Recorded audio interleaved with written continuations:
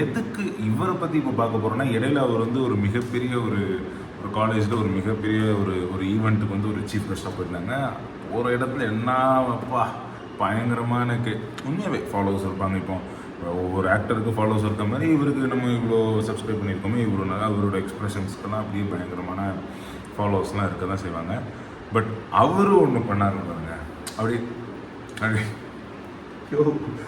அதாவது வெளிப்படையாக நடித்து தள்ளிட்டார். அதுதான் சொல்லணும்.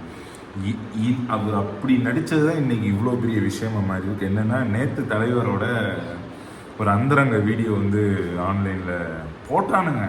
முன்னாடியாவது லிங்க்காக சொல்லிகிட்டு இருந்தாங்கன்னுங்க. நேற்று காலையில் இருந்து சாயந்தரம் வீடியோவே ரிலீஸ் பண்ணிட்டானுங்க.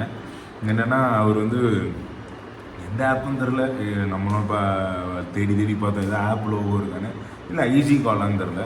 ஸோ ஏதோ ஒரு ஆப்பில் வந்து வீடியோ கால் பண்ணி